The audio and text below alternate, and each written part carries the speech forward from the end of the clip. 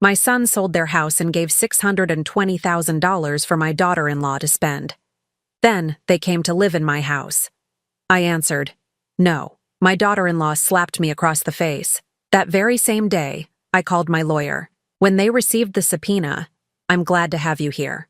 Follow my story until the end, and comment the city you're watching from, so I can see how far my story has reached. My name is Bessie, and at 64, I thought I knew my son. I thought I understood the man I raised, the boy I sacrificed everything for. But that Tuesday morning in October changed everything I believed about family, loyalty, and the child I brought into this world. I was in my garden, tending to my late-blooming roses, when I heard the car pull into my driveway. The engine sound was familiar, Terrence's SUV, but something felt different. There was an urgency in the way the doors slammed, a tension I could sense even from my backyard. When I walked around to the front of my modest two-story home, I found my son standing on my porch with his wife Lennox. But they weren't carrying the usual signs of a casual visit. Lennox had 2 large suitcases beside her, and Terrence was pulling more bags from the trunk. "Mom," Terrence called out, his voice strained. "We need to talk." I wiped my hands on my gardening apron, studying their faces. Terrence looked exhausted, his usually neat appearance disheveled. His tie was crooked, and there were dark circles under his eyes. Lennox, on the other hand, stood perfectly composed in her designer outfit, her blonde hair styled to perfection despite the early hour. "What's going on?" I asked, unlocking my front door. "Is everything all right?" They followed me inside, their footsteps echoing on my hardwood floors. I noticed Lennox's sharp eyes scanning my living room, taking inventory of my furniture, my decorations, as if calculating something. "Mom, we have something to tell you," Terrence began, settling heavily into my old recliner, the same chair where his father used to sit before he passed 5 years ago. I poured myself a cup of coffee from the pot I'd made earlier, my hands steady despite the growing unease in my chest. "I'm listening." Terrence glanced at Lennox, who gave him an almost imperceptible nod. "We sold the house." The words hung in the air like smoke. I set my coffee cup down carefully, the ceramic making a soft clink against the saucer. "Which house?" I asked, though something deep in my stomach already knew the answer. "Our house," he said. "The one on Maple Street. The one on Maple Street. The beautiful colonial I had helped them buy. The house where I'd contributed $40,000 from my retirement savings for the down payment. The house where I'd spent countless weekends helping them renovate, painting walls until my back ached, planting the garden that Lennox never appreciated." "You sold it?" My voice came out smaller than I intended. "Why didn't you tell me you were thinking about selling?" Lennox spoke for the first time since entering my home. "We didn't need permission, Bessie. It's our house." Her tone was cool, matter of fact, but there was something else there, something that made my skin crawl. "I understand it's your house," I said carefully, "but we discussed your plans to stay there long term. You said it was perfect for raising the kids you wanted to have." Terrence shifted uncomfortably. "Plans change, Mom." "How much did you get for it?" I asked. $620,000, Lennox answered before Terrence could speak. There was something almost gleeful in her voice, like she was sharing exciting news. My breath caught. $620,000. It was more than I'd made in the last 10 years of working before retirement. "That's wonderful," I managed. "So where are you moving? Did you find a bigger place? Somewhere in a better school district?" The silence that followed was deafening. Terrence stared at his hands. Lennox examined her perfectly manicured nails. "Actually, Mom," Terrence finally said, "we were hoping we could stay here, with you, just temporarily, while we figure things out." I blinked, certain I'd misheard. "Stay here?" "It would just be for a little while," he rushed to explain. "Maybe a few months, we wouldn't be any trouble." "But what happened to the money from the sale?" I asked. Another silence. This one felt heavier, more dangerous. "Well," Lennox said, smoothing her skirt, "I had some expenses, things I needed to take care of." "What kind of expenses?" "Personal things," she said, her tone suggesting the conversation was over. But I wasn't ready to let it go. Lennox, you just sold a house for over $600,000. What could possibly— I bought some jewelry, she interrupted, and some clothes. I got my car detailed and upgraded the interior. I also took a spa trip to California with my sister. Oh, and I paid off my credit cards. I stared at her, waiting for her to continue, to explain where the rest of the money went. When she didn't, I felt something cold settle in my chest. How much jewelry? I asked quietly. Does it matter? Lennox snapped. It was my money to spend. Your money? The words slipped out before I could stop them. Terrence finally looked up at me. Mom, please. We just need a place to stay while we get back on our feet. Get back on your feet? I repeated. Terrence, you just had over $500,000. How are you not on your feet? It's complicated, he mumbled. I looked between my son and his wife, seeing them clearly for perhaps the first time. Terrence, my boy who I'd raised to be responsible, to think before acting, was sitting in my living room homeless, despite having just had more money than most people see in a lifetime. And Lennox, who had never worked a day since marrying my son, was sitting there in what looked like a brand new outfit that probably cost more than my monthly Social Security check. Where did all the money go, Lennox? I asked again, my voice firmer this time. She rolled her eyes. I told you, I had expenses. $620,000 worth of expenses. It's not your business, Bessie. Something snapped inside me. It became my business when you showed up at my door asking for a place to live. Terrence put his head in his hands. Mom, please don't make this harder than it has to be. Harder than it has to be? I stood up, my coffee forgotten. Terrence, help me understand this. You had a beautiful house, money in the bank, and now you're asking to move in with your 64-year-old mother because your wife spent it all on jewelry and spa trips? It wasn't just jewelry and spa trips, Lennox said defensively. I had debts to pay off. What debts? Credit card debts. How much? She glared at me. Enough. I felt like I was drowning. Terrence, look at me. My son raised his head and I saw something in his eyes that broke my heart. He looked defeated, embarrassed, but also resigned, like he'd given up fighting long ago. How much debt did she have? I asked him directly. Mom, how much, Terrence?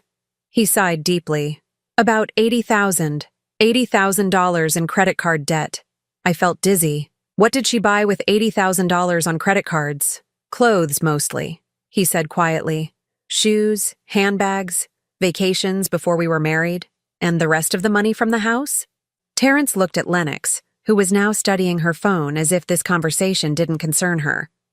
She wanted to redecorate her sister's house as a surprise, he said, and she bought a new car for her mother, and she wanted to invest in her friend's business.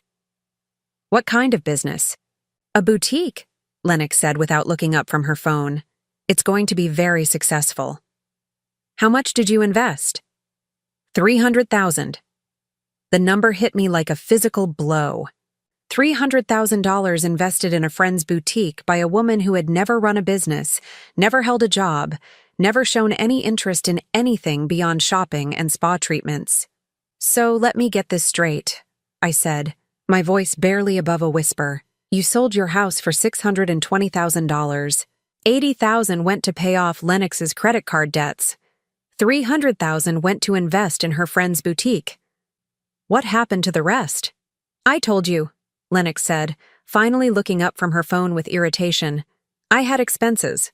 The jewelry, the spa trips, the car detailing, some furniture for the boutique, gifts for my family. Things add up. I calculated quickly in my head. Even being generous with her expenses, there should have been at least $50,000 left, maybe more. Where's the rest of the money? I asked. There is no rest, Lennox said. It's gone. Gone. Over $600,000. Gone in a matter of months on jewelry, spa trips, credit card debts, and a boutique investment that I was willing to bet would never see a profit. I sank back into my chair, feeling every one of my 64 years settling into my bones. This wasn't just about money. This was about the son I'd raised, the values I'd tried to instill in him, and the woman who had somehow convinced him to throw it all away. So now you want to live here, I said. Just temporarily, Terrence repeated. I looked around my small home. 2 bedrooms, 1 bathroom, a tiny kitchen. I'd worked for 30 years to pay off this house, to have a place that was mine, where I could live out my retirement in peace. And what's your plan? I asked. How do you intend to get back on your feet? Terrence and Lennox exchanged a look. Well, Lennox said, Terrence will keep working, obviously. And I'm sure the boutique will start turning a profit soon. And if it doesn't, she shrugged, then we'll figure something else out. I stared at this woman who had convinced my son to sell his house and spend over $500,000 in a few months, and who was now sitting in my living room with the casual confidence of someone who expected to be taken care of. No, I said quietly. What? Terrence looked up sharply. I said no. You can't stay here. The temperature in the room seemed to drop 10 degrees. The word no hung in the air between us like a challenge. I watched my son's face crumble, but it was Lennox's reaction that truly unsettled me. Her perfectly composed mask slipped for just a moment, revealing something cold and calculating underneath. Mom, you can't be serious, Terrence said, his voice rising. We're family. Yes, we are family, I replied, my voice steadier than I felt. Which is why I'm not going to enable this disaster you've created. Lennox set her phone down on my coffee table with deliberate force. Enable what disaster, Bessie? My husband made a business decision. Not every investment pays off immediately. Business decision? I couldn't keep the incredulity out of my voice. Spending $600,000 on jewelry, spa trips, and your friend's boutique is not a business decision, Lennox. It's reckless spending. How dare you judge how I spend my money? She snapped, her composure finally cracking. It wasn't your money, I said quietly. It was the equity in a house that my son worked for, that I helped purchase. Terrence stood up abruptly, pacing to my front window. Mom, we wouldn't ask if we had anywhere else to go. What about Lennox's family? Surely her parents live in a 1-bedroom condo, Terrence said, and her sister doesn't have room. The sister whose house she spent thousands redecorating as a surprise? Lennox's eyes flashed with anger. My personal relationships are none of your concern. I stood up, my patience finally exhausted. They became my concern the moment you showed up at my door asking for help. You spent my son's future on frivolous nonsense, and now you expect me to clean up the mess. It's not frivolous, Lennox shouted, jumping to her feet. You wouldn't understand.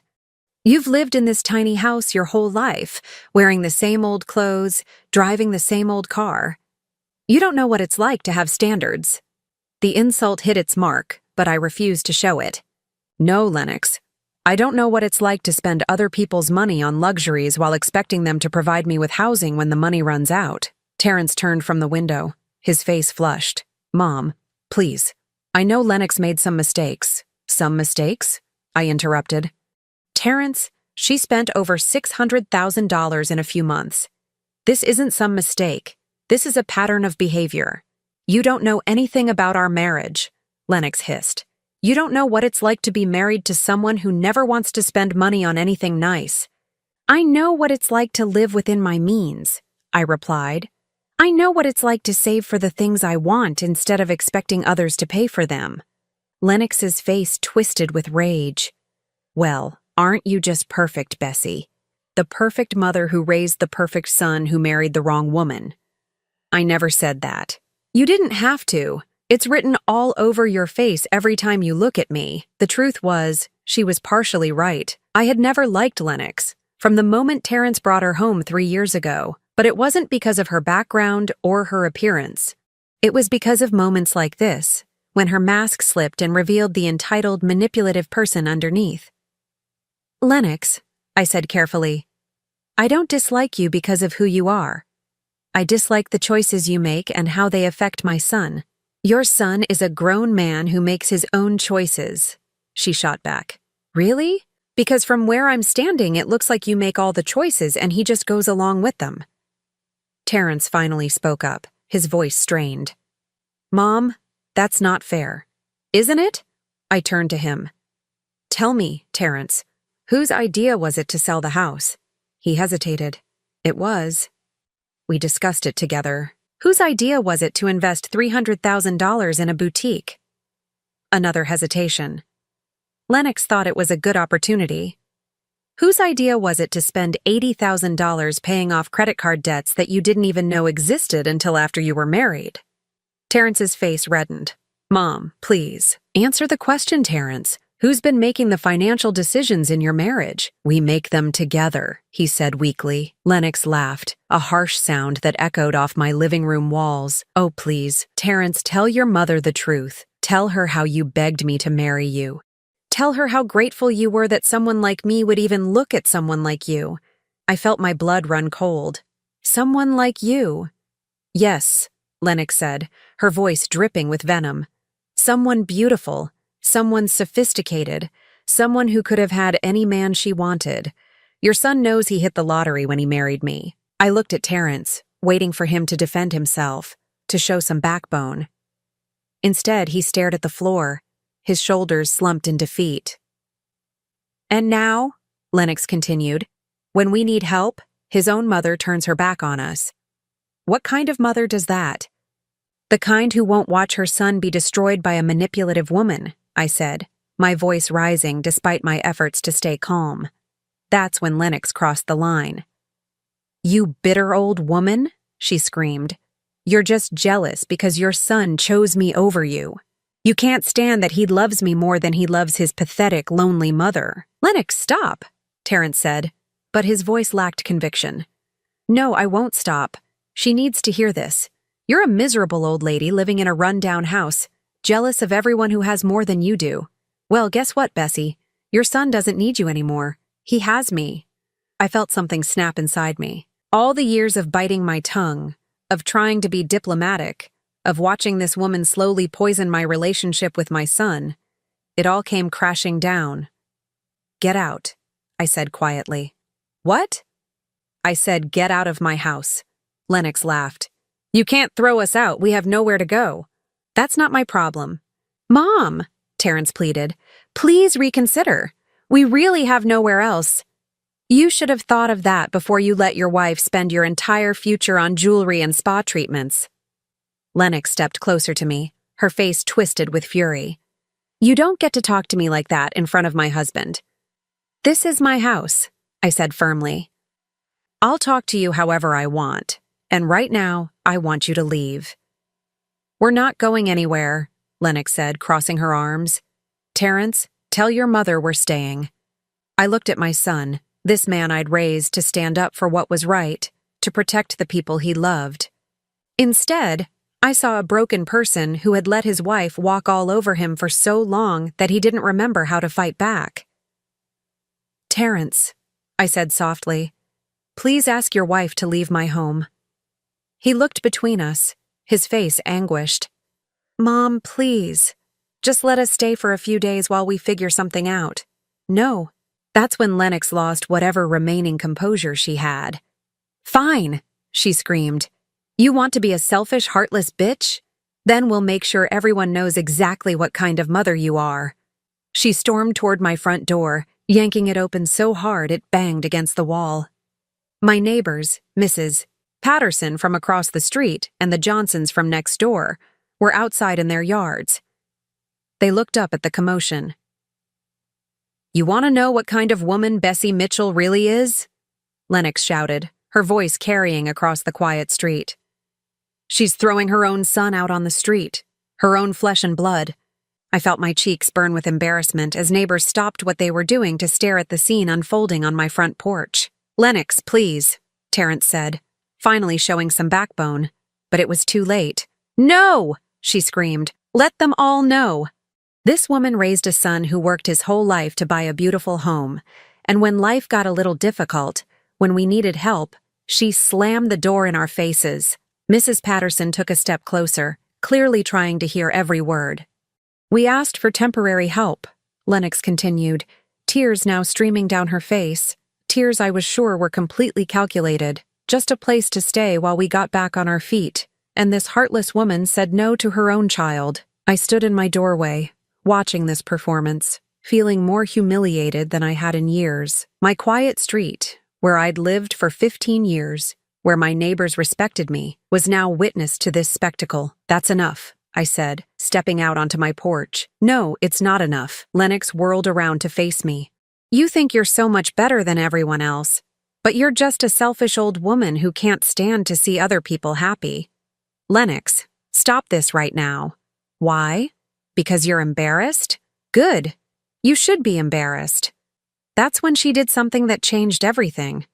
In front of my neighbors, in front of God and everyone, Lennox Mitchell raised her hand and slapped me across the face. The sound echoed across the quiet street like a gunshot. I staggered back, my hand flying to my cheek, more from shock than pain. For a moment, nobody moved. Even Lennox seemed surprised by what she'd done. Mrs. Patterson gasped audibly.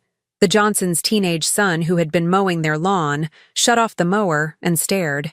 I looked at my son, waiting for him to defend me, to show some outrage that his wife had just assaulted his mother. Instead, Terrence stood there looking confused and overwhelmed. "Did you just hit me?" I asked quietly, my voice steady despite the rage building in my chest. Lennox lifted her chin defiantly. "You deserved it. Throwing your own family out on the street like common trash." I looked around at my neighbors, all of them witnessing this humiliation. Mrs. Patterson looked horrified. The Johnsons were whispering to each other. Even the mail carrier had stopped his truck to watch. "Terrence," I said, my voice barely above a whisper, "your wife just assaulted me in front of the entire neighborhood." He opened his mouth as if to speak, then closed it again. "And you're going to stand there and let her." "Mom, she's upset. She didn't mean to slap me in the face?" Lennox stepped between us. "Don't try to make this about you being a victim, Bessie. You brought this on yourself." I stared at this woman who had just humiliated me in front of my neighbors, who had convinced my son to throw away his financial future, and who was now trying to make me the villain in her twisted narrative. "Get off my property," I said quietly. "Make me," Lennox sneered. I looked at my son one last time, hoping to see some sign that he would stand up to her, that he would choose right over wrong.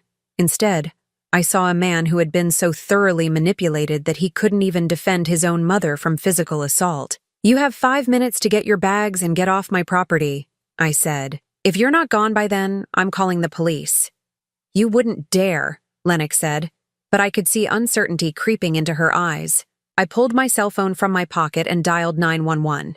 As the phone rang, I watched Lennox's face change from defiance to panic. She grabbed Terrence's arm. "Tell your mother to hang up that phone right now," she hissed.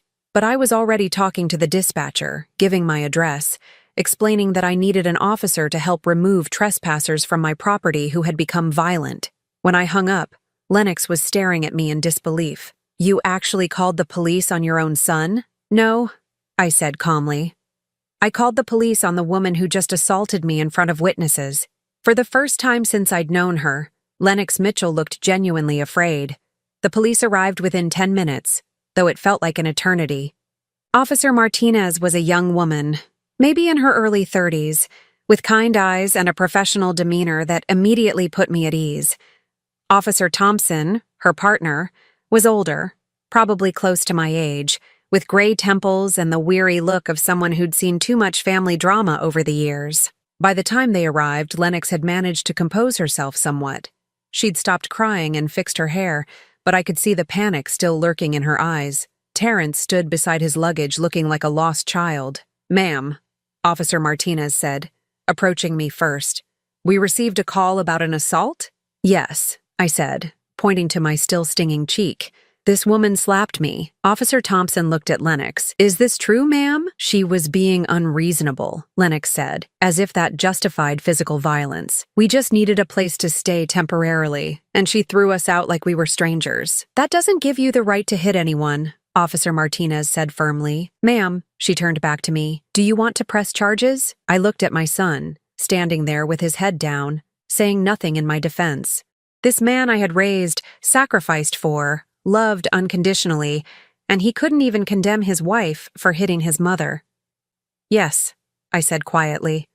"I want to press charges." Lennox's face went white. "You can't be serious." "Assault is a serious charge, ma'am," Officer Thompson said. "We have multiple witnesses who saw you strike Mrs. Mitchell." Indeed, my neighbors were still standing in their yards, watching the drama unfold. Mrs. Patterson nodded vigorously when Officer Martinez looked in her direction. "I saw the whole thing," Mrs. Patterson called out.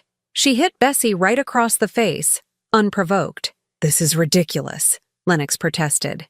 "She's my mother-in-law. This is a family dispute." "Family or not," Officer Martinez said, "assault is assault. You'll need to come with us."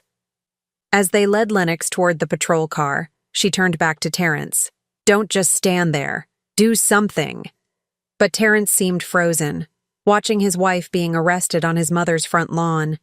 He looked at me with something that might have been accusation. "Mom, did you really have to?" "Yes," I said before he could finish. "I really had to. Your wife assaulted me in front of the entire neighborhood, and you stood there and did nothing. She's my wife, and I'm your mother, but apparently that doesn't mean anything anymore." Officer Thompson approached with a clipboard. "Mrs. Mitchell, we'll need you to come down to the station to give a formal statement. Can you do that this afternoon?" "Of course." As the police car pulled away with Lennox in the back seat, Terrence loaded his luggage back into his SUV. He moved slowly, like a man in shock. "Where will you go?" I asked, despite everything. He shrugged. "I don't know.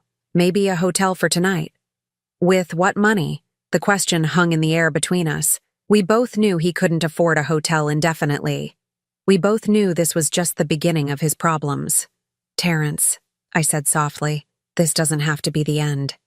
If you leave her, if you admit that this whole situation is wrong, we can work through this." He looked at me with tired eyes. "She's my wife, Mom. I can't just abandon her." "She abandoned you the moment she spent your future on jewelry and spa trips." "It's not that simple." "Yes, it is. It's exactly that simple." He climbed into his SUV without another word and drove away, leaving me standing on my front porch feeling more alone than I had since my husband died. The rest of the day passed in a blur.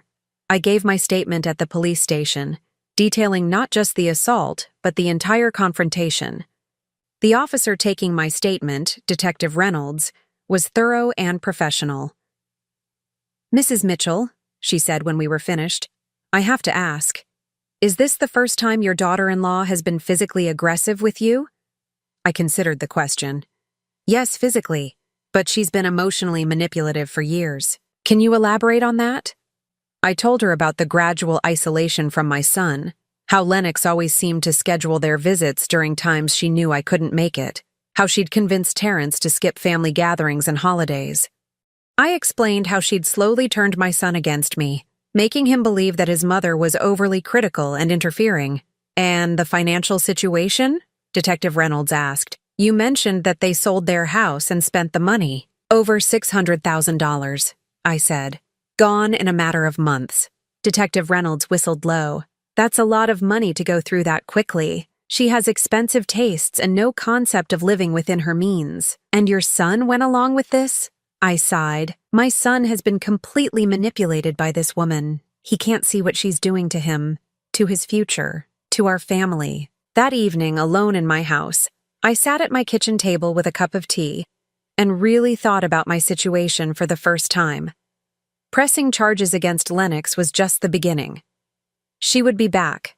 They would both be back. And next time, they might not be so direct about their demands. I thought about the house on Maple Street, the one I'd helped them buy. $40,000 from my retirement savings, money I'd worked decades to accumulate, money that had essentially been flushed away along with the rest of their equity. But then I remembered something. When they'd bought the house, there had been paperwork. Lots of paperwork. And because I'd contributed such a significant portion of the down payment, the real estate attorney had insisted on certain protections. I went to my file cabinet and pulled out the folder labeled Terrence House Purchase.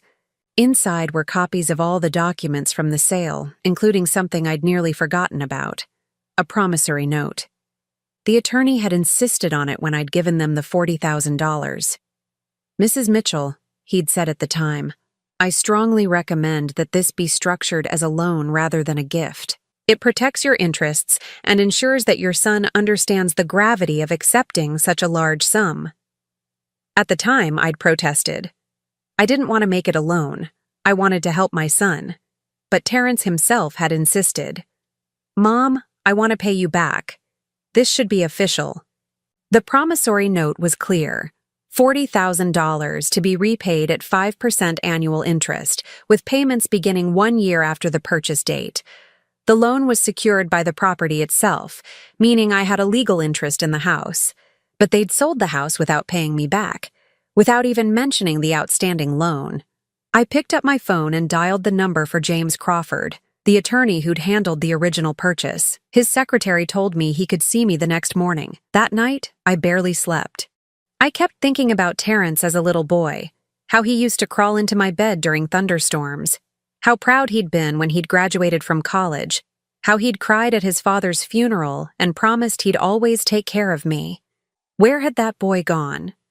How had he become this man who stood silent while his wife assaulted his mother? The next morning, I dressed carefully in my best suit and drove to James Crawford's office. He was a distinguished man in his 60s, with silver hair and the kind of presence that commanded respect. Mrs. Mitchell, he said, shaking my hand warmly. I was sorry to hear about your troubles. Please sit down and tell me what's happened. I explained the entire situation, the house sale, the squandered money, the assault, the arrest. James listened without interruption, occasionally making notes on a legal pad. When I finished, he leaned back in his chair and studied me carefully. Bessie, he said, do you understand that you have significant legal recourse here? What do you mean? The promissory note securing your $40,000 loan was recorded as a lien against the property. When your son sold the house without satisfying that debt, he violated the terms of the note.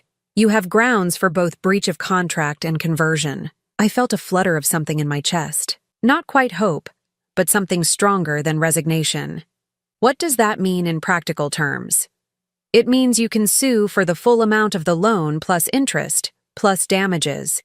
And because the debt was secured by real property, you may be able to attach other assets to satisfy the judgment. What other assets? James smiled grimly. Well, let's see what your son and daughter-in-law have left after their spending spree. Over the next hour, James explained my options in detail. I could file a civil lawsuit seeking repayment of the loan plus interest and damages. I could also pursue criminal charges for theft by conversion, since they'd sold property that was partially mine without my consent. But James, I said, I don't want to destroy my son's life. I just want him to understand that actions have consequences. Sometimes, Bessie, the kindest thing you can do for someone you love is to stop protecting them from the consequences of their choices. I thought about that as I drove home. Was I protecting Terrence by allowing Lennox to manipulate him? Was I enabling his poor decisions by always being there to catch him when he fell? By the time I got home, I'd made my decision. I called James Crawford and told him to file the lawsuit, not just against Lennox, but against both of them. They were married, they'd made the decision together to sell the house, and they would face the consequences together. Then I did something else. I called a locksmith and had all my locks changed. I installed a security system with cameras that would record anyone who approached my property. I wasn't going to be caught off guard again. That afternoon, Terrence called. Mom, Lennox made bail. We need to talk. No, we don't. Mom, please. She's sorry about hitting you. She was just upset. Terrence, your wife stole $40,000 from me and then assaulted me when I refused to house you both after you squandered over $500,000. There's nothing to talk about. What do you mean stole $40,000? I explained about the promissory note, about the lien on the house, about the lawsuit I'd filed that morning. The silence on the other end of the phone stretched so long I thought he might have hung up. Mom, he finally said, his voice shaking, you can't sue us. We're family. You're right, Terrence. We are family. Which is why what you did hurts so much worse than if a stranger had stolen from me. We didn't steal from you. You sold a house that had a $40,000 lien on it without paying me back. What would you call that? Another long silence. How much are you suing for? $40,000 plus 3 years of interest, plus legal fees, plus damages for conversion and breach of contract. My attorney estimates the total at around $60,000. We don't have $60,000. You should have thought of that before you let your wife spend your entire future on jewelry and spa treatments. Mom, please, can't we work something out? Maybe we can pay you back slowly, over time? You mean like the original promissory note said? The one you ignored for 3 years before selling the house? I could hear him breathing heavily on the other end of the phone. Where are you staying? I asked. A motel, the cheapest one we could find. How long can you afford to stay there? Maybe a week. 2 weeks if we're careful. And then what? I don't know, Mom. I really don't know. For a moment, I almost weakened. This was my son, my baby, and he sounded so lost and scared. But then I remembered Lennox's hand striking my face, and my resolve strengthened. Terrence, I love you. I have always loved you, and I always will. But I will not be manipulated, stolen from, or assaulted. If you want a relationship with me, you need to take responsibility for your choices and the consequences that come with them. What does that mean? It means you need to decide what's more important to you, your relationship with your wife or your relationship with your mother, because right now, you can't have both. I hung up before he could respond, my hands shaking as I set the phone down. Outside, the sun was setting over my quiet neighborhood. Patterson was watering her flowers, and the Johnson boy was riding his bicycle in circles in their driveway. Everything looked normal, peaceful. But I knew that nothing would ever be normal again. Tomorrow, Terrence and Lennox would receive the legal papers. They would realize that their actions had real consequences, and I would find out once and for all whether the son I'd raised still existed somewhere inside the man Lennox had created. 3 days after I filed the lawsuit, James Crawford called me with news that made my blood run cold. Bessie, I need you to sit down, he said. My investigator has been looking into your daughter-in-law's background, and we've uncovered some things you need to know. I was already sitting at my kitchen table, but I gripped the phone tighter. What kind of things? Lennox has a pattern of this behavior. Before she married your son, she was engaged to 2 other men. Both relationships ended when the men discovered she'd been using their credit cards without permission.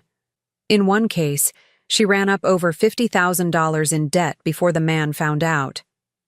My heart sank. Does Terrence know this? I don't think so. She's very good at covering her tracks. But there's more. The boutique she invested in? It doesn't exist. My investigator couldn't find any business license, any storefront, any evidence that this boutique is anything more than a way for her friend to get $300,000 for free. I felt sick. So the money is just gone? It appears so. And Bessie, there's something else, something worse. I braced myself. She's been having an affair for at least 6 months, possibly longer. The man is married, wealthy, and she's been using your son's money to fund their relationship. The expensive jewelry, the spa trips, the car detailing, it was all part of maintaining her relationship with this other man. The room spun around me. I gripped the edge of the table to steady myself. My son, my decent, hard-working son, had been completely destroyed by a woman who was using him as an ATM while cheating on him with someone else. Does my son know about the affair? I don't believe so, but Bessie, the man she's been seeing, he's ending the relationship. My investigator spoke to his wife, who found out about the affair and gave him an ultimatum. That's why Lennox is suddenly desperate for money and a place to stay. Her sugar daddy cut her off. I closed my eyes, processing this information. Everything made sense now. The sudden urgency to sell the house, the reckless spending spree, the desperation when I refused to let them stay with me. Lennox wasn't just irresponsible with money. She was a predator who had systematically destroyed my son's life to fund her affair. What do we do with this information? I asked. We use it. In the lawsuit, we can argue that the money was obtained through fraud and deception.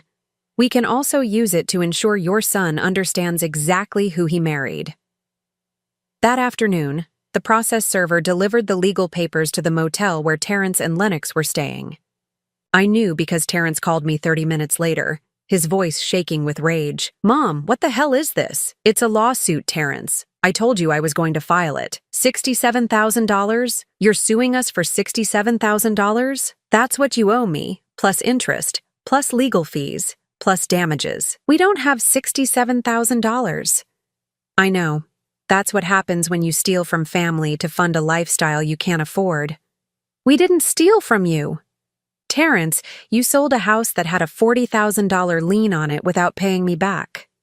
In legal terms, that's conversion of secured property. I could hear Lennox in the background, screaming something I couldn't quite make out. She wants to know if you've lost your mind, Terrence said.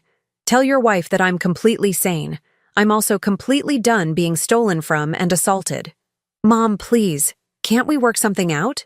Maybe we can— No, Terrence. The time for working things out was 3 years ago when you first missed a payment on the promissory note, or it was 6 months ago when you decided to sell the house, or it was last week when you showed up at my door asking for help after squandering over $500,000. The time for working things out has passed. What do you want us to do? We're living in a motel. I want you to get jobs and start taking responsibility for the mess you've made. Lennox can't work. She's never had a job.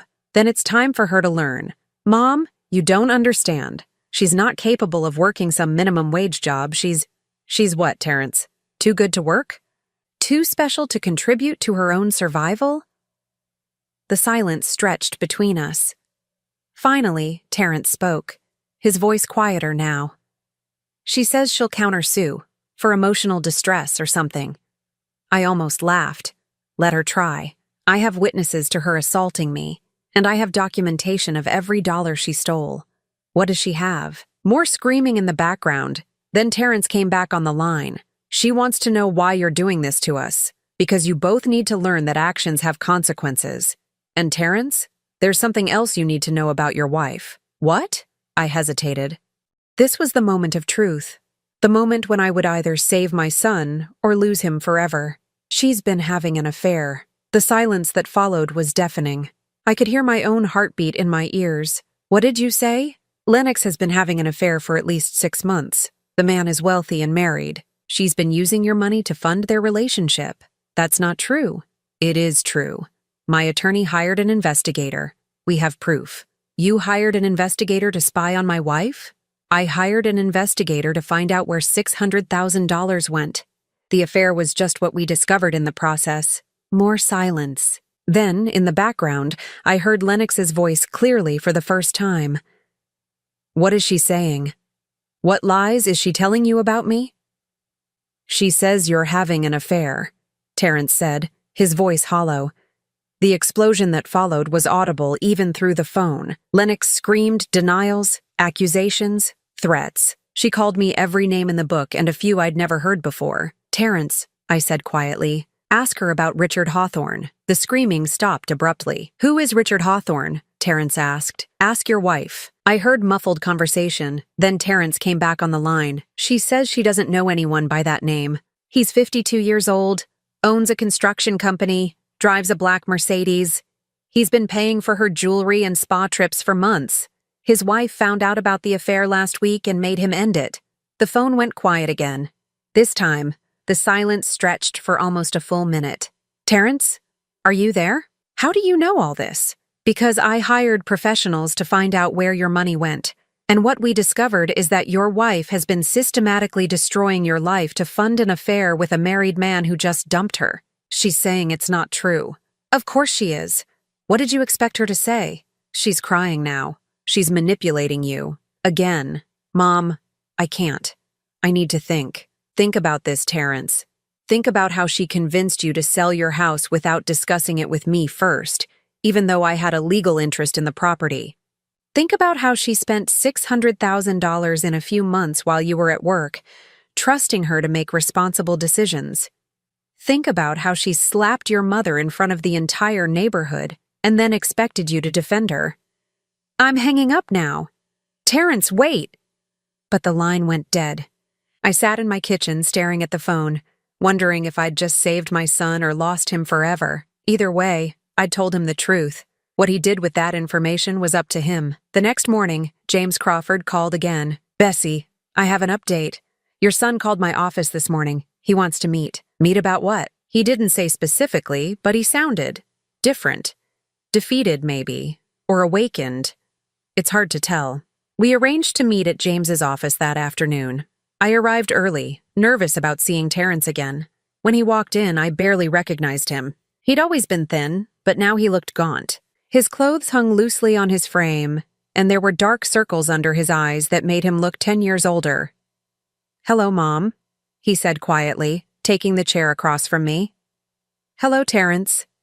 James sat behind his desk, legal pad ready. "Terrence, you said you wanted to discuss the lawsuit?" "I want to know exactly what my wife has done," Terrence said. "I want to see all the evidence." For the next hour, James laid out everything his investigator had discovered. The affair with Richard Hawthorne, documented through hotel receipts and credit card statements. The fake boutique investment that was nothing more than a way to funnel money to Lennox's friend. The pattern of financial deception with previous boyfriends. The mounting credit card debt that Terrence hadn't known about. With each revelation, I watched my son shrink further into his chair. By the time James finished, Terrence was staring at his hands, silent tears streaming down his face. "Where is she now?" I asked gently. "At the motel. She doesn't know I'm here." "What are you going to do?" Terrence looked up at me with red-rimmed eyes. "I don't know, Mom. I honestly don't know. My whole life, everything I thought I knew about my marriage, about my wife. It's all been a lie. I'm sorry, sweetheart. I truly am. She's been stealing from me for years, not just spending money, actively deceiving me, lying to me, cheating on me. And when you tried to warn me, I chose her over you. You were manipulated by someone who's very good at manipulation. It's not your fault, isn't it? I'm 35 years old, Mom. I should have seen the signs. I should have questioned why she never wanted to work, why she always needed more money, why she was so eager to sell the house." James cleared his throat. "Terrence, the question now is what you want to do about the lawsuit.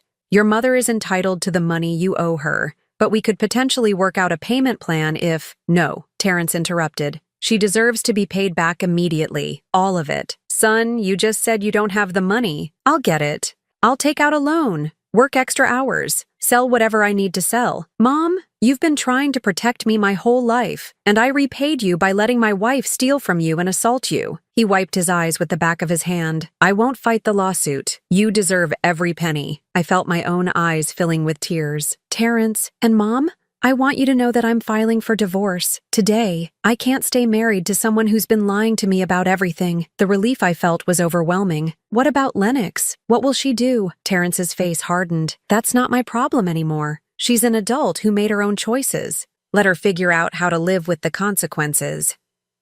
As we left James's office, Terrence and I walked to our cars together. At my car, he stopped and turned to me. "Mom, I know I don't deserve your forgiveness. I know I've hurt you in ways that might not be fixable.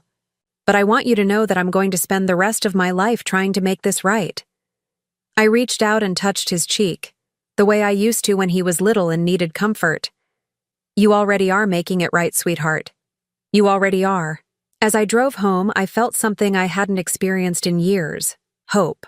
Not just hope that I'd get my money back, but hope that I'd gotten my son back too. But I also knew that Lennox wouldn't go quietly. A woman who'd spent years manipulating and deceiving wouldn't just accept defeat.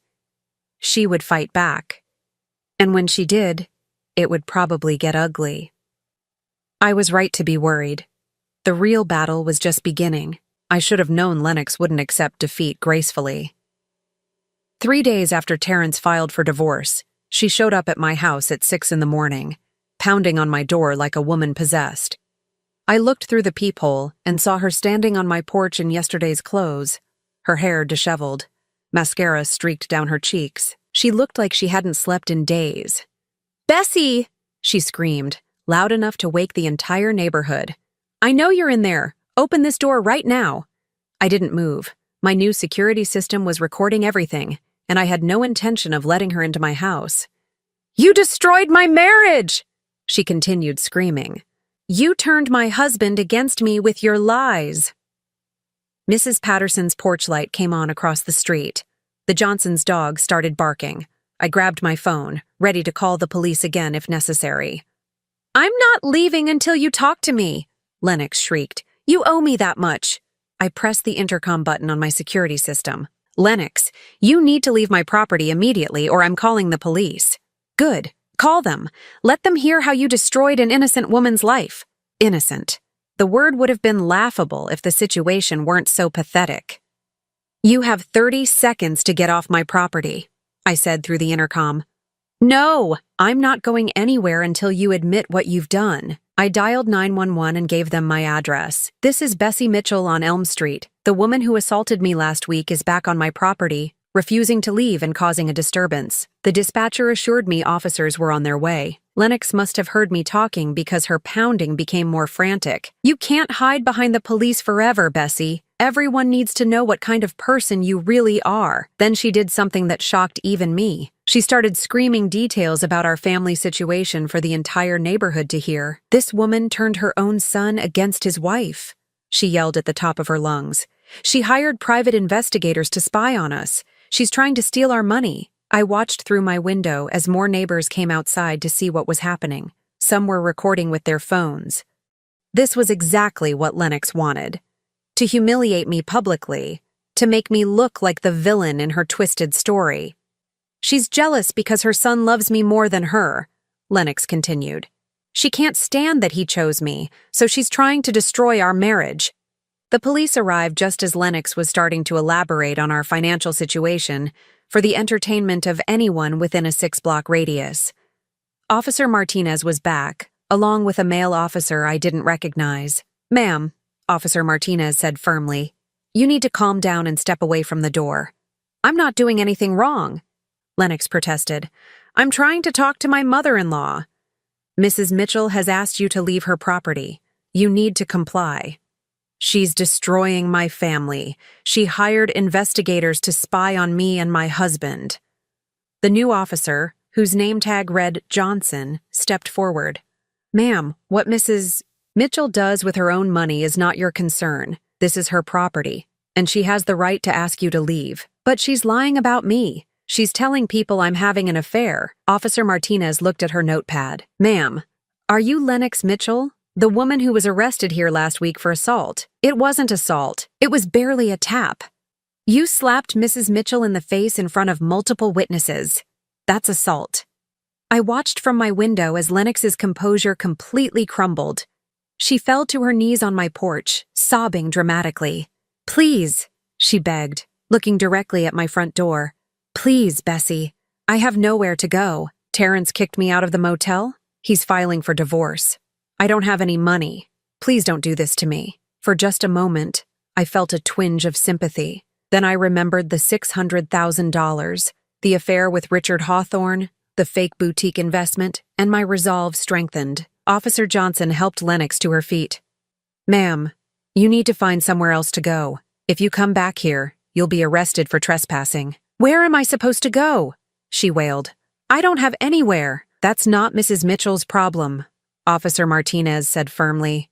"You have 5 minutes to get in your car and leave, or we're taking you in."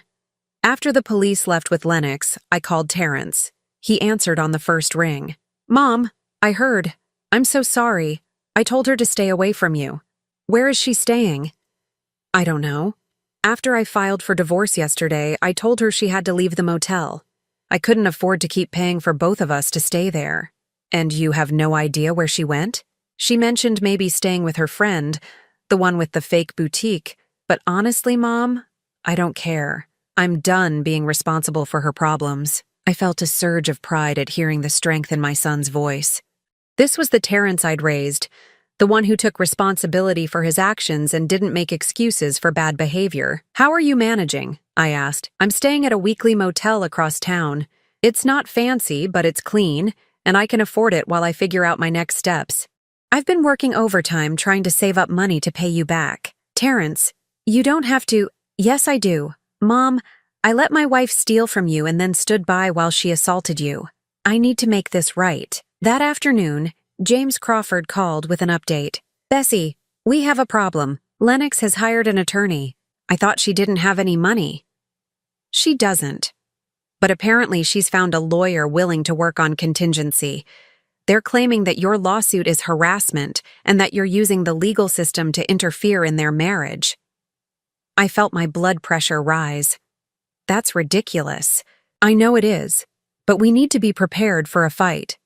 They're also claiming that the promissory note was invalid because your family, and there was no real intention to collect on the debt. There was absolutely an intention to collect. That's why we made it official. I know that, and we can prove it. But Lennox's attorney is good at making bad cases sound reasonable. We need to document everything. Every interaction you've had with them, every payment that was missed, every attempt you made to work with them before filing suit. Over the next week, I compiled everything I could think of. Phone records showing how many times I'd called Terrence about missed payments, only to have Lennox answer and make excuses. Emails I'd sent asking about their financial situation. Receipts showing money I'd lent them over the years for various emergencies that were never repaid. The picture that emerged was clear. I hadn't been a vindictive mother-in-law trying to destroy their marriage. I'd been a concerned parent trying to help my son, only to be systematically deceived and stolen from. But Lennox wasn't finished. 2 days before our court date, she showed up at my workplace. I was a part-time bookkeeper for a small accounting firm, a job I'd taken after retirement to stay busy and supplement my Social Security. I was at my desk, working on month-end reports, when the receptionist called back to tell me I had a visitor. "She says she's your daughter-in-law," Jenny said. "Should I send her back?" My heart sank. "No. Tell her I'm busy and can't see visitors during work hours." A few minutes later, Jenny called again. "She's not leaving. She says she'll wait all day if she has to. She's making other clients uncomfortable." I sighed and walked to the front office. Lennox was sitting in the waiting area, dressed in her most expensive outfit, looking like she was ready for a business meeting rather than whatever confrontation she had planned. "Lennox, you need to leave. This is my workplace. I just want to talk," she said loudly enough for everyone in the office to hear. 5 minutes. That's all I'm asking." I could see my co-workers watching from their desks, curious about the drama unfolding in our usually quiet office. "We have nothing to discuss." "Please, Bessie. I know I made mistakes. I know I hurt you and Terrence. But I'm trying to make it right." The sincerity in her voice was so convincing that for a moment, I almost believed her. Then I remembered that this was the same woman who had looked me in the eye and lied about having affairs, spending money, and a dozen other things. "What do you want, Lennox?" "I want to settle the lawsuit. I want to make things right between us." "Fine. Pay me the $67,000 you owe me and I'll drop the suit." "You know I don't have that kind of money." "Then we have nothing to discuss." She stood up, moving closer to me. "Bessie, please. I made mistakes, but I don't deserve to have my life destroyed over them. You destroyed your own life when you decided to steal from family and cheat on your husband." The mask slipped for just a second, and I saw the real Lennox underneath, cold, calculating, dangerous. "Fine," she said quietly. "If that's how you want to play it, then that's how we'll play it. But don't think this is over. I know things about your precious son that would surprise you." "What kind of things?" She smiled, a cruel expression that made my skin crawl. "Let's just say Terrence hasn't been completely honest with you about everything." Before I could ask what she meant, she turned and walked out of the office, leaving me standing there with a growing sense of dread. That evening, I called Terrence and told him about Lennox's visit. "She said she knows things about you that would surprise me." "What did she mean?" Terrence was quiet for a long moment. "Mom, there are some things I never told you. Things I'm not proud of." My heart sank. "What kind of things?" "When Lennox and I were first married, I did some things. Some financial things that weren't completely legal." "What do you mean?"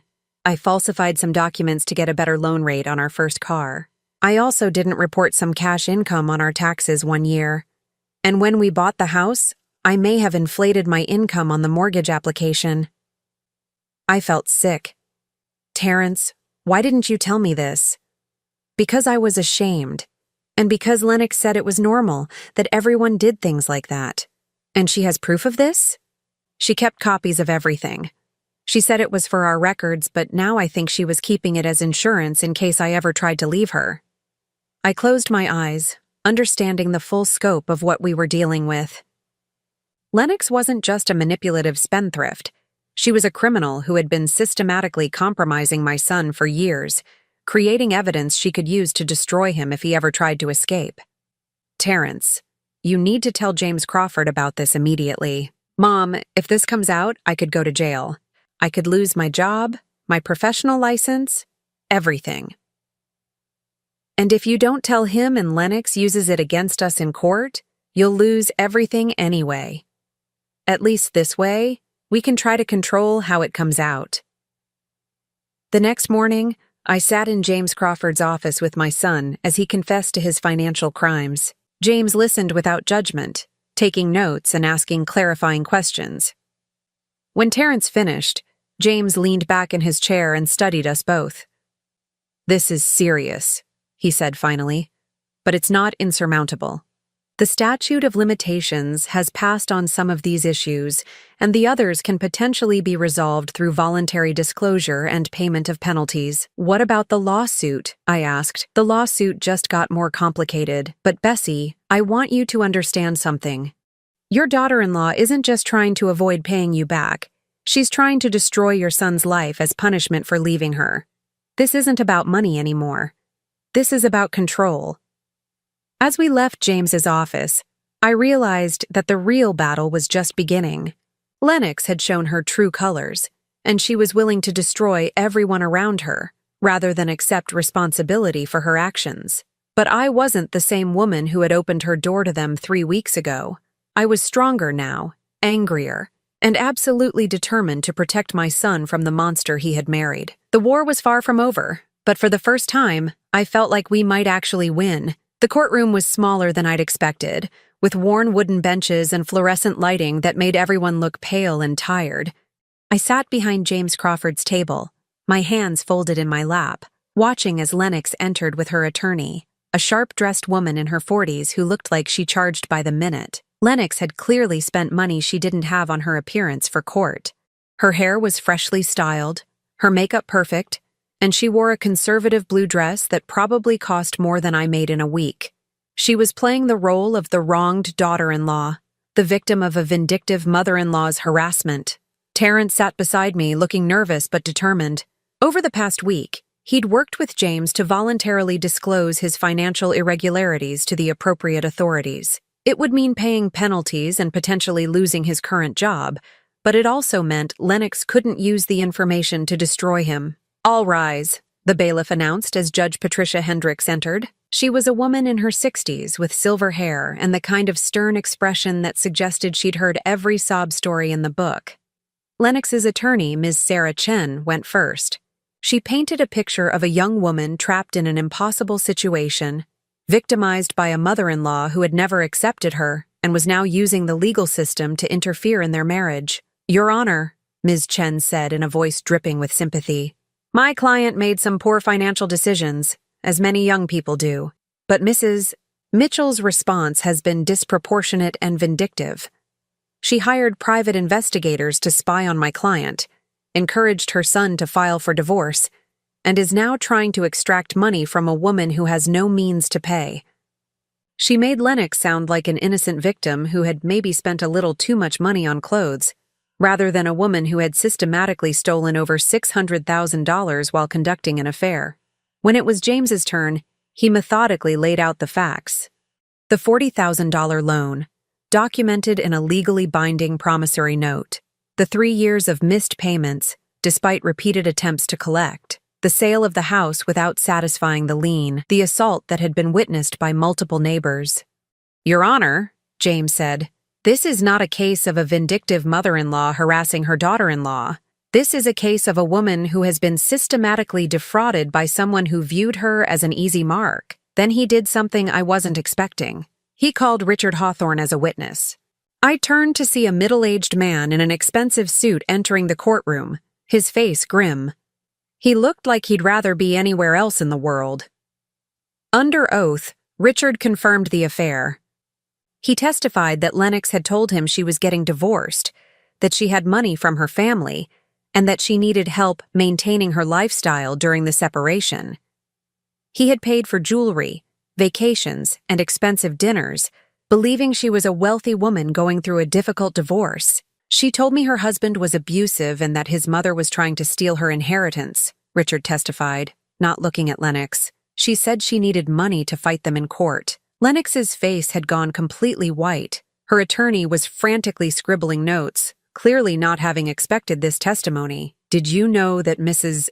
Lennox Mitchell was using money from the sale of her marital home to fund your relationship? James asked. No, I did not. If I had known, I never would have participated. And when did this relationship end? Last month. My wife discovered the affair and threatened to leave me if I didn't end it immediately. When James finished with Richard, Ms. Chen tried to minimize the damage.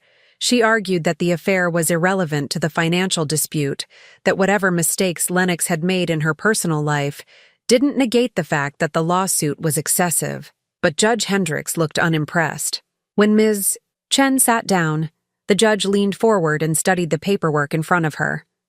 Ms. Mitchell, she said, addressing Lennox directly, do you dispute that you signed the promissory note agreeing to repay Mrs. Mitchell $40,000? No, Your Honor, but do you dispute that you failed to make any payments on this note for 3 years? The circumstances were, do you dispute that you and your husband sold the house that secured this loan without paying off the debt? Lennox's attorney stood up. Your Honor, my client was not personally responsible for— Sit down, counselor. I'm asking your client direct questions. Lennox looked like she was about to cry. Your Honor, I didn't understand the legal implications. Mrs. Mitchell, you're 32 years old. Are you claiming you didn't understand that borrowing money meant you had to pay it back? It wasn't supposed to be a real loan. It was family money. Judge Hendricks's expression grew even sterner. Mrs. Mitchell, do you see your signature on this promissory note? Yes, but did anyone force you to sign it? No, but then it's a real loan, regardless of your family relationship. The judge then turned her attention to the assault charge. She had Mrs. Patterson testify about what she'd witnessed, and the police officers who had responded to the call. When Ms. Chen tried to argue that it was just a family dispute that got out of hand, Judge Hendricks cut her off. Counselor, assault is assault. The relationship between the parties is irrelevant. Finally, James presented evidence of Lennox's spending patterns, the jewelry purchases, the spa treatments, the fake boutique investment. He showed how over $600,000 had been spent in less than 6 months, with no assets to show for it. Your Honor, James said, this isn't a case of poor financial management. This is a case of systematic fraud. Mrs. Lennox Mitchell used her husband's money to fund an extramarital affair while deliberately avoiding her legal obligations to my client. When both sides had presented their cases, Judge Hendricks called a brief recess.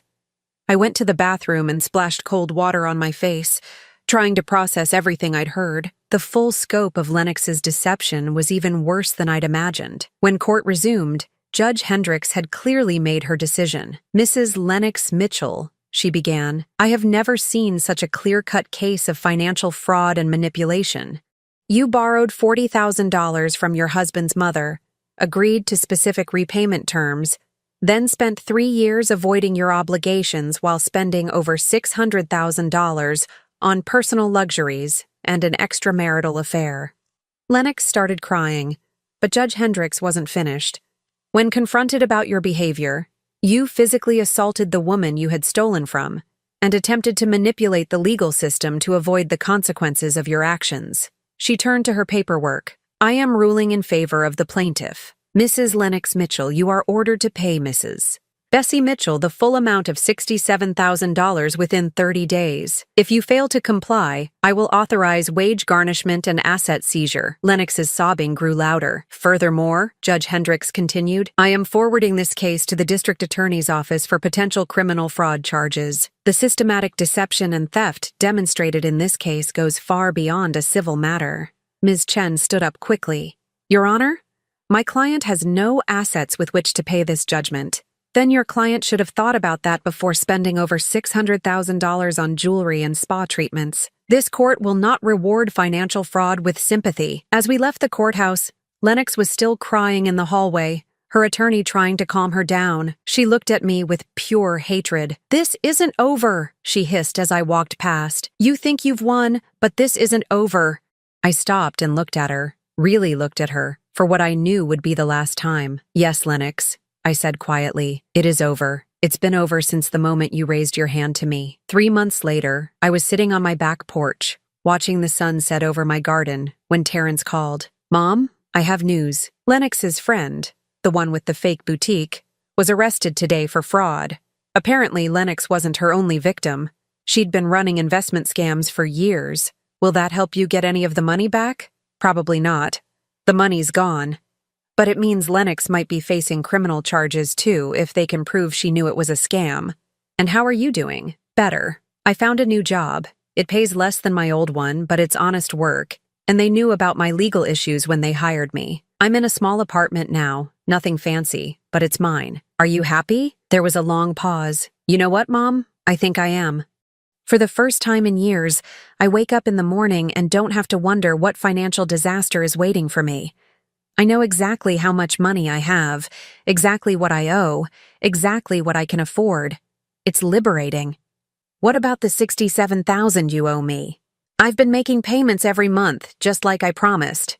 It'll take me a few years, but I'll pay back every penny. Terrence, you don't have to. Yes, I do. It's not just about the money, Mom.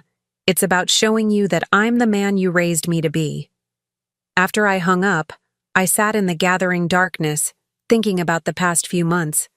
I'd gotten my money back. Well, most of it. More importantly, I'd gotten my son back. Lennox was facing criminal charges in 3 different jurisdictions.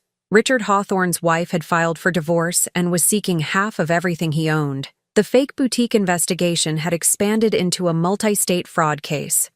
Everyone who had participated in the deception was facing consequences, while I was sitting peacefully in my garden, surrounded by the life I'd built through honest work and careful saving. My phone buzzed with a text message from an unknown number. I almost didn't read it, but something made me look. I know where you live. This isn't over. I looked at the message for a long moment, then blocked the number and deleted the text. Lennox could threaten me all she wanted from whatever jail cell or courtroom she was facing. I had cameras, I had security, I had the law on my side, and I had the unshakable knowledge that I had done the right thing. A year later, I sold my house and moved to a retirement community in Arizona. It was warm and peaceful, with a garden club and a book club and neighbors who had lived full lives and appreciated simple pleasures. I bought a small condo with a view of the mountains and spent my mornings tending to my new garden and my afternoons reading by the pool. Terrence visited twice a month, flying out from Chicago where he'd found steady work and genuine friends. He never mentioned Lennox, and I never asked.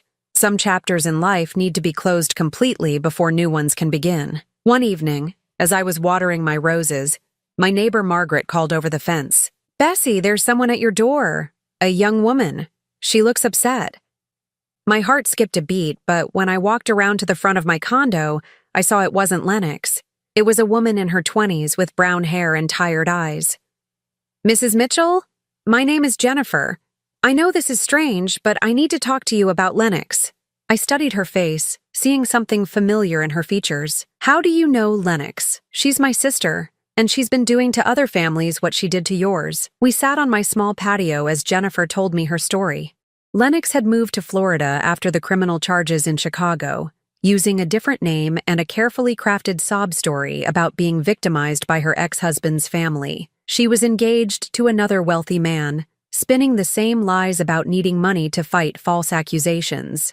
"I've been trying to warn people," Jennifer said, "but she's very convincing. She makes everyone believe she's the victim. What do you want from me? Help. You're the only person who's ever successfully stood up to her and won. I need to know how you did it."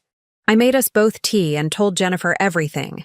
The investigation, the lawsuit, the importance of documenting everything and never backing down.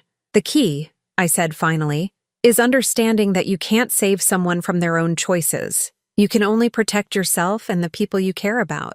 Jennifer stayed for dinner, and we talked until late in the evening about family, manipulation, and the courage it takes to do the right thing when the right thing is hard.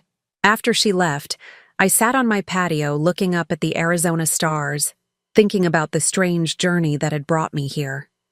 A year ago, I'd thought my life was simple and settled. I'd had no idea that my greatest challenge, and my greatest victory, was still ahead of me. Sometimes the most important battles are the ones you never wanted to fight, fought against people you never wanted to hurt, in defense of principles you never thought you'd have to defend. But when those battles come, you have 2 choices.